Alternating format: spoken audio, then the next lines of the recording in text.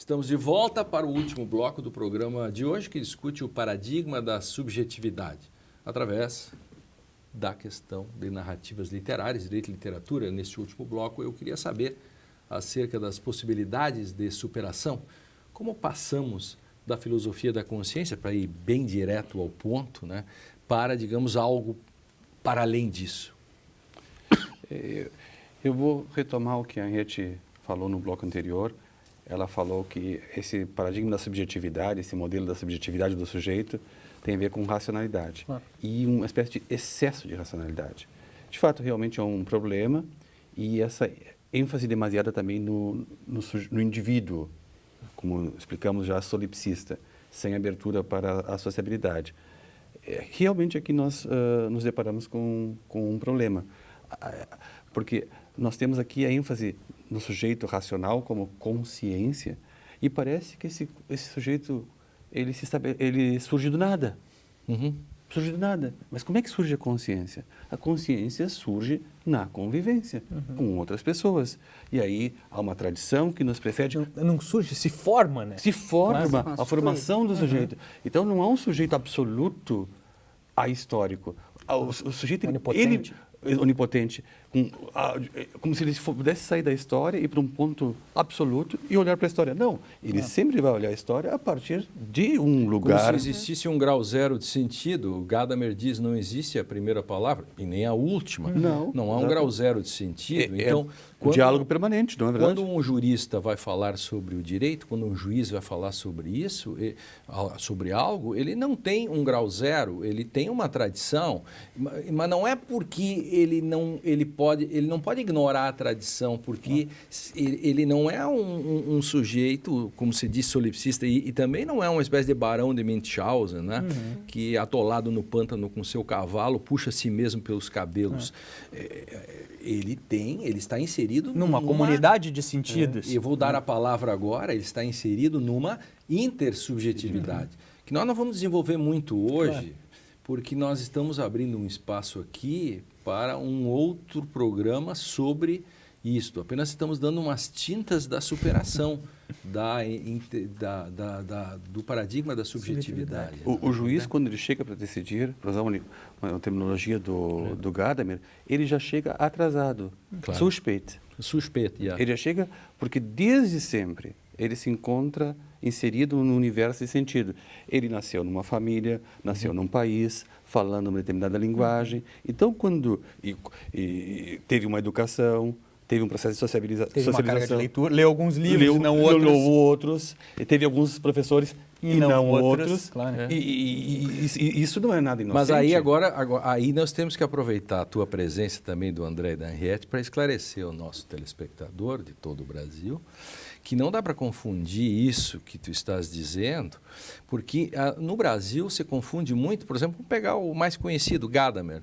Se pensa que Gadamer, por isso, é um relativista. Não.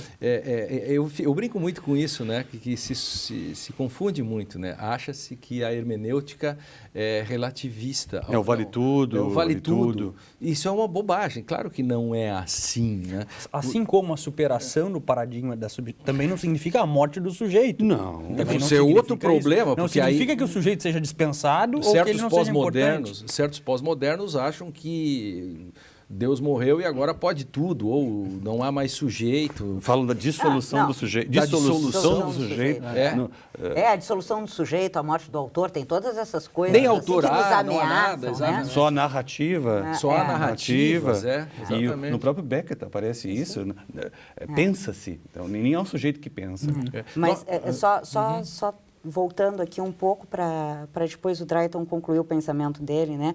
O problema é essa consciência, né? Esse sujeito com essa consciência que vai negar a existência do mundo exterior e vai reduzir o objeto, o mundo, à sua subjetividade, né? É isso que o Fichte vai falar, né? Então, assim, esse é o problema. Então, assim, vamos tirar fora o sujeito? Não. Vamos tirar fora o mundo? Também não. Como é que se dá isso? Inclusive porque tem outros elementos que vão ser trazidos à tona. Como, por exemplo, a noção de inconsciente de Freud. Então, já não podemos mais falar dessa consciência absoluta. de uma autotransparência absoluta, né?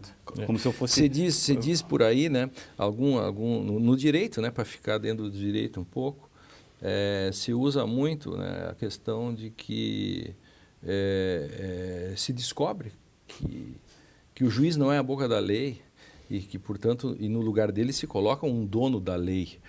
E, bom, a questão, quando um juiz, quando se diz que o juiz não é a boca da lei, nós sabemos que o juiz, por outro lado, ele não é um alface, ele não existe neutralidade. Nós não negamos que há toda essa questão de uma carga forte de prejuízos.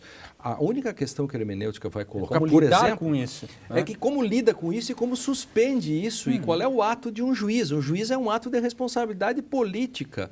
Isto é só para dizer, se você não pode dizer que este livro é um ônibus, é porque você tem constrangimentos do seu a priori compartilhado, por exemplo.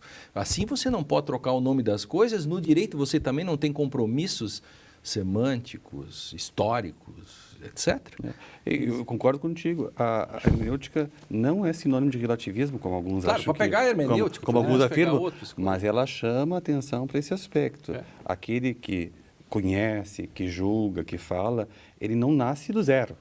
Ele já está aí com uma história que o precede, com uma cultura, com uma língua. E o Lênio aqui, no capítulo seguinte, aquele que eu mencionei, faz uma crítica ao paradigma da subjetividade ou da consciência, dizendo eles não levaram não deram atenção necessária à questão da linguagem. De fato, parece que essas categorias de conhecimento, elas não são linguísticas. E aí Hamann, Herder, Humboldt chamam a atenção. Quando eu começo a pensar, eu já começo a pensar numa língua. E essa língua já condiciona. Eu não nasci falando alemão, eu nasci falando português em Canoas. Então, isso já condicionou meu horizonte de compreensão. Né? E talvez aqui, Lênio, talvez aqui, pelo menos do ponto de vista teórico, o sistema da common law leve alguma vantagem. Né? Pela questão da teoria do precedente, de discutir a tradição, discutir o caso concreto, o modo como eles lidam com essa operacionalidade. Né? Diferente de como a gente faz com as súmulas, diferente de como a gente faz com a nossa jurisprudência, como a gente opera com essas noções. Né? Claro, eu não sou o dono do mundo nem o dono da linguagem, portanto, os sentidos não estão aí à minha disposição que eu possa fazer qualquer coisa com eles.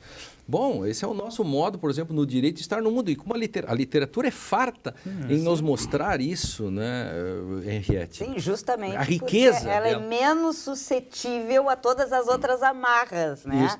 Quer dizer, e mesmo quando a literatura se propõe, dentro de uma ótica positivista, a escrever textos, né, que são os textos do realismo, que seriam textos essencialmente objetivos, como Madame Bovary, por exemplo, que eu tive a oportunidade de trabalhar no semestre com os alunos lá do pós na URGS, só esse texto.